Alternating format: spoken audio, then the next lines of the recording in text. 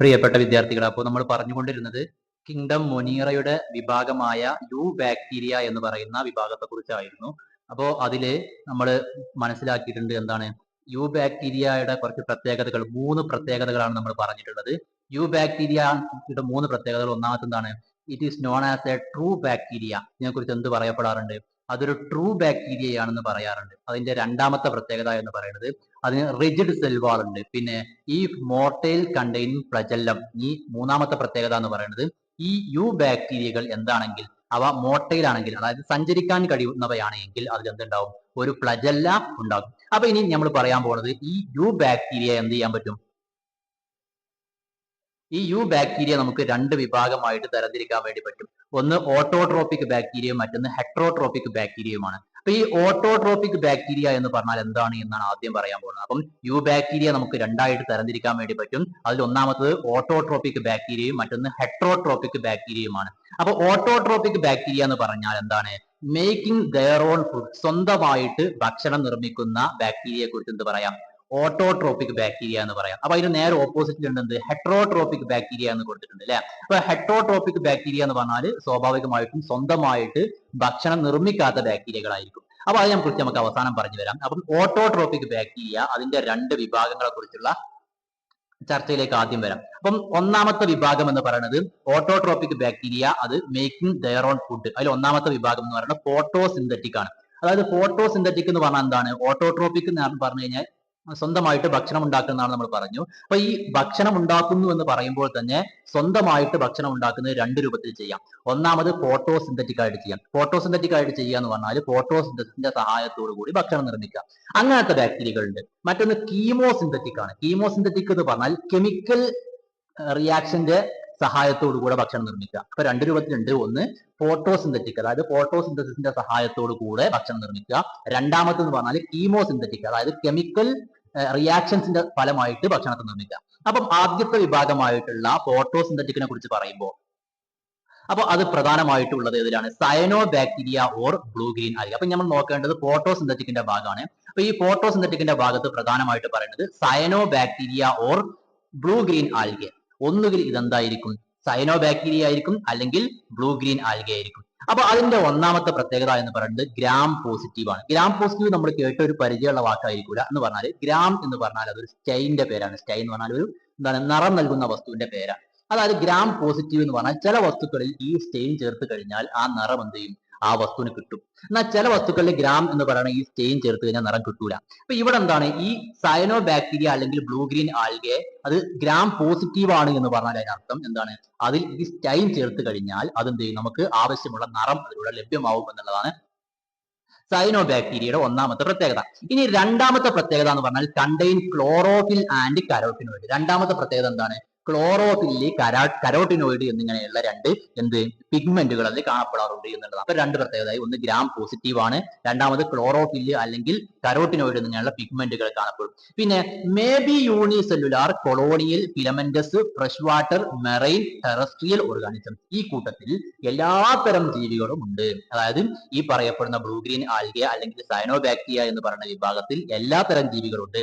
ചിലപ്പോൾ എന്തുണ്ടാവാം? യൂണിസെല്ലുലാർ ഉണ്ടാവാം, ചിലപ്പോൾ കൊളോണിയൽ ഉണ്ടാവാം, ചിലപ്പം ഫിലമെന്റസ് ഉണ്ടാവാം, ചിലപ്പം ഫ്രഷ് വാട്ടർ ഉണ്ടാവാം, മെറൈൻ ഉണ്ടാവാം, ടെറസ്ട്രിയൽ ഓർഗാനിസം. അപ്പൊ ഒന്നുകൂടി പറയാം. യൂണിസെല്ലുലാർ എന്ന് പറഞ്ഞാൽ ഏകകോശം, ഒരു കോശത്തിൽ മാത്രമുള്ളത്. കൊളോണിയൽ എന്ന് പറഞ്ഞാൽ കുറെ യൂണിസെല്ലുലാർ ഓർഗാനിസംസ് കൂടി ചേർന്നിട്ടുള്ള ഒരു കോളനി ആയിട്ട് ജീവിക്കുന്നുണ്ടാവും.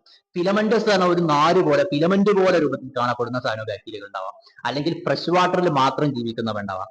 മെറൈൻ എന്ന് പറയുമ്പോൾ കടലിൽ ജീവിക്കുന്നവ ഉണ്ടാവാം. ടെറസ്ട്രിയൽ എന്ന് പറഞ്ഞാൽ കരയിൽ ജീവിക്കണുണ്ടാവാം. അങ്ങനെ എല്ലാത്തരം ബാക്ടീരിയകളും ഈ കൂട്ടത്തിൽ വരുന്നുണ്ട്. അപ്പം ഈ ബ്ലൂ ഗ്രീൻ ആൽഗ എന്ന് പറയുന്നത് എല്ലാ തരത്തിലുമുണ്ട്. പിന്നെ some of them have specialised heterocyst cell. ചില സൈനോ ബാക്ടീരിയകൾക്ക് എന്തുണ്ട്? ഹെട്രോസിസ്റ്റ് സെൽ എന്ന് പറയുന്ന സ്പെഷ്യലൈസ്ഡ് ആയിട്ടുള്ള സെല്ലുകൾ ഉണ്ട്. അപ്പം അത് എന്തിനു വേണ്ടിയാണ്? For nitrogen fixation. അത് ഉപയോഗിക്കുന്നത് നൈട്രജനെ ഫിക്സ് ചെയ്യാൻ വേണ്ടിയിട്ടാണ്. അത് പ്രധാനമായിട്ടും കാണപ്പെടുന്നത് നോസ്റ്റോക്ക്, അനാബീന എന്നിങ്ങനെയുള്ള ജീവികളിലാണ്. അപ്പൊ നമ്മൾ വീണ്ടും നമ്മുടെ പഴയ ഭാഗത്തേക്ക് പോവുകയാണ്. അപ്പൊ നമ്മൾ പഠിച്ചു വന്നതിനെ കുറിച്ചാണ്? ഫോട്ടോസിന്തറ്റിക്കിനെ കുറിച്ചാണ്. ഈ ഫോട്ടോസിന്തറ്റിക് നമുക്ക് എന്നാ കിട്ടിയത്? പിന്നെ ഓട്ടോട്രോപിക് ബാക്ടീരിയയിൽ നിന്ന്. ഓട്ടോട്രോപിക് നമുക്ക് കിട്ടിയത് യു ബാക്ടീരിയ. അത് യു ബാക്ടീരിയ എന്ന് പറയുന്നതിന്റെ പ്രത്യേകതകൾ നമ്മൾ പഠിച്ചു. യു ബാക്ടീരിയകൾ രണ്ട് തരമുണ്ട്, ഓട്ടോട്രോപിക്കും ഉണ്ട്, ഹെട്രോട്രോപിക്കും ഉണ്ട്. ഓട്ടോട്രോപിക് ആയിട്ടുള്ള ബാക്ടീരിയകളുടെ കുറിച്ച് നമ്മൾ പറഞ്ഞു, അത് ചിലപ്പം ഫോട്ടോസിന്തറ്റിക് ആവാം. അപ്പൊ ഈ ഫോട്ടോസിന്തറ്റിക് ബാക്ടീരിയ ആയിട്ട് നമ്മൾ പറഞ്ഞ സാധനമാണ് ബ്ലൂ ഗ്രീൻ ആൽഗെ, സയനോബാക്ടീരിയ എന്നിവയൊക്കെ. ഇനി നമ്മൾ പറയാൻ പോകുന്നത് എന്താണ്? കീമോസിന്തറ്റിക് ആയിട്ടുള്ള ബാക്ടീരിയകളെ കുറിച്ചാണ്.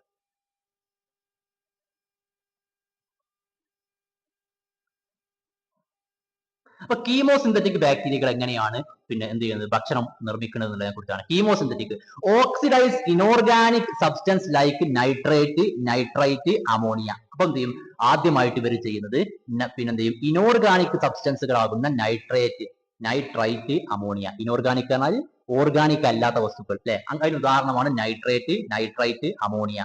ഈ വസ്തുക്കളെയൊക്കെ ആദ്യം അത് എന്ത് ചെയ്യും, അത് ഓക്സിഡൈസ് ചെയ്യും ടു പ്രൊഡ്യൂസ് എനർജി. അങ്ങനെ എന്ത് ചെയ്യും, എനർജി പ്രൊഡ്യൂസ് ചെയ്യും. And help in recycling of nitrogen. അങ്ങനെ എന്ത് ചെയ്യും, അത് നൈട്രജനെ റീസൈക്കിൾ ചെയ്യാൻ വേണ്ടി സഹായിക്കും. അപ്പം നൈട്രജൻ, ഫോസ്ഫറസ്, സൾഫർ എന്നിവയെ അതിൽ നിന്ന് എന്ത് ചെയ്യും, റീസൈക്കിൾ ചെയ്തെടുക്കാൻ വേണ്ടി സഹായിച്ചുകൊണ്ടാണ് കീമോസിന്തറ്റിക് ആയിട്ടുള്ള ജീവികൾ എന്ത് ചെയ്യുന്നത്, ഭക്ഷണത്തെ നിർമ്മിക്കുന്നത്. അപ്പൊ നമ്മൾ പഠിച്ചു എന്താണ്, തുടക്കം മുതൽ പറഞ്ഞാൽ യു ബാക്ടീരിയ എന്ന് പറഞ്ഞാൽ എന്താണ്, അത് ട്രൂ ബാക്ടീരിയ ആണ്. അതിന് റിജിഡ് സെൽ വാൾ ആയിരിക്കും. പിന്നെ മോട്ടൈൽ ആണെങ്കിൽ, സഞ്ചരിക്കുന്നതാണെങ്കിൽ അതിൽ ഫ്ലജെല്ല ഉണ്ടാവും എന്ന് പറഞ്ഞു. അപ്പം ഇനി പറയുന്നത് ഈ യു ബാക്ടീരിയ ചിലപ്പം ഓട്ടോട്രോപിക് ആയിരിക്കാം അല്ലെങ്കിൽ ഹെട്രോട്രോപിക് ആയിരിക്കാം എന്ന് പറഞ്ഞു. അപ്പം ഓട്ടോട്രോപിക് എന്ന് പറഞ്ഞാൽ സ്വന്തമായി ഭക്ഷണം ഉണ്ടാക്കുന്നവയാണ്. അപ്പം ഈ സ്വന്തമായി ഭക്ഷണം ഉണ്ടാക്കുന്നവയെ നമുക്ക് രണ്ടായിട്ട് തിരിക്കാൻ വേണ്ടി പറ്റും. ഒന്നാമത്തത് ഫോട്ടോസിന്തറ്റിക് ആണ്, രണ്ടാമത്തത് കീമോസിന്തറ്റിക് ആണ്. ഫോട്ടോസിന്തറ്റിക്കിന്റെ ഉദാഹരണം സയനോബാക്ടീരിയയും ബ്ലൂ ഗ്രീൻ ആൽഗയുമാണ്. അവയുടെ പ്രത്യേകതകൾ എത്രമാണ്, 4 പ്രത്യേകതകൾ നമ്മൾ പറഞ്ഞു കഴിഞ്ഞു അല്ലെ. ഇനി മറ്റത് കീമോസിന്തറ്റിക് ആണ്. ഈ കീമോസിന്തറ്റിക്കിന്റെ പ്രത്യേകത എന്ന് പറയുന്നത് എന്താണ്, അത് എങ്ങനെയാണ് ഭക്ഷണം ഉണ്ടാക്കുന്നത് എന്നാണ് ഇവിടെ പ്രധാനമായിട്ടും പറയുന്നത്. എന്താണ്, ഇനോർഗാനിക് ആയിട്ടുള്ള നൈട്രേറ്റുകളെയും, നൈട്രൈറ്റുകളെയും, അമോണിയകളെയും അവ എന്ത് ചെയ്യും, അവ ഓക്സിഡൈസേഷന് വിധേയമാക്കും. അങ്ങനെ എന്ത് ചെയ്യും, എനർജിയെ പ്രൊഡ്യൂസ് ചെയ്യും. അതോടൊപ്പം തന്നെ നൈട്രജനെയും, ഫോസ്ഫറസിനെയും, സൾഫറിനെയും ഒക്കെ റീസൈക്കിൾ ചെയ്തെടുക്കാൻ വേണ്ടി അവ സഹായിക്കുകയും ചെയ്യും. അങ്ങനെയാണ് ഈ കീമോസിന്തറ്റിക് ആയിട്ടുള്ള ബാക്ടീരിയകൾ പ്രവർത്തിക്കുന്നത് എന്ന് കൂടി നമ്മൾ പറഞ്ഞു. ഓക്കെ, ഇനി അതിനുശേഷം വീണ്ടും നമ്മൾ വരാൻ പോവാണ്. അപ്പൊ നമ്മുടെ തുടക്കം വന്നത് യു ബാക്ടീരിയയെ കുറിച്ചായിരുന്നു. യു ബാക്ടീരിയയിലെ ഓട്ടോട്രോപിക് എന്ന് പറയുന്ന വിഭാഗത്തെ കുറിച്ച് നമ്മൾ പറഞ്ഞു കഴിഞ്ഞു. ഇനി നമുക്ക് പറയാനുള്ളത് ഹെട്രോട്രോപിക് എന്ന് പറയുന്ന വിഭാഗത്തെ കുറിച്ചാണ്. അപ്പൊ എന്താണ് ഹെട്രോട്രോപിക്? അപ്പം ഹെട്രോട്രോപിക് എന്ന് പറഞ്ഞാൽ അതിന്റെ പ്രത്യേകതകളെ കുറിച്ചാണ് നോക്കാൻ പോകുന്നത്. അപ്പൊ നോക്കാം, ഹെട്രോട്രോപിക് ബാക്ടീരിയ.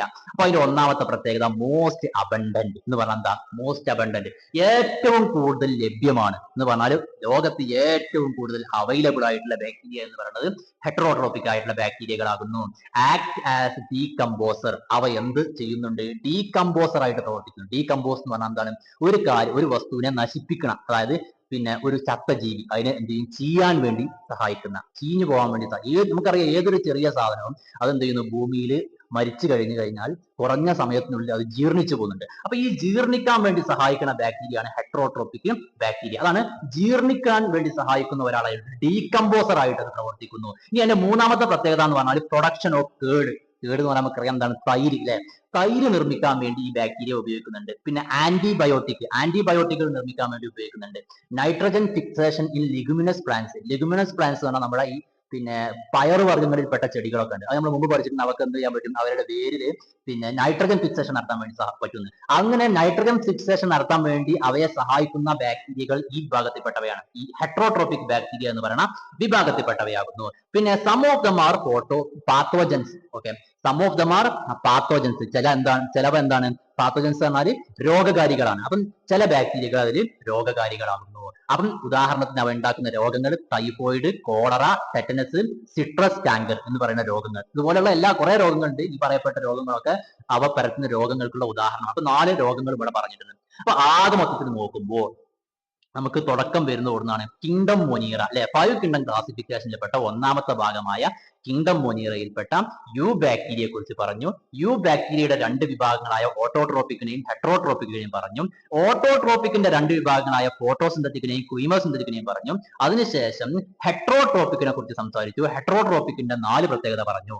ഒന്നാമത്തത് ഇത് എന്താണ്, മോസ്റ്റ് അബണ്ടന്റ് ആണ്, ഏറ്റവും അവൈലബിൾ ആയിട്ടുള്ള സാധനമാണ്. പിന്നെ ഒരു ഡീകമ്പോസർ ആയിട്ട് പ്രവർത്തിക്കും, അതായത് വസ്തുക്കളെ ജീർണിക്കാൻ വേണ്ടി സഹായിക്കുന്ന പറയുന്ന വസ്തുവായിട്ട് പ്രവർത്തിക്കും. പിന്നെ എന്ത് ചെയ്യും? പ്രൊഡക്ഷൻ ഓഫ് കേട്, ഈ തൈര് നിർമ്മിക്കാൻ വേണ്ടി ഉപയോഗിക്കും, ആന്റിബയോട്ടിക് നിർമ്മിക്കാൻ വേണ്ടി ഉപയോഗിക്കും, നൈട്രജൻ ഫിക്സേഷന് വേണ്ടി ഉപയോഗിക്കും. അങ്ങനെയൊക്കെയുള്ള കാര്യങ്ങളൊക്കെ ഈ ഹെട്രോട്രോപിക് ബാക്ടീരിയയുടെ പ്രത്യേകതകളാകുന്നു. പിന്നെയോ ചിലത് പാത്തോജൻസ് ആണ്, അവകൾക്ക് എന്ത് ചെയ്യാൻ പറ്റും?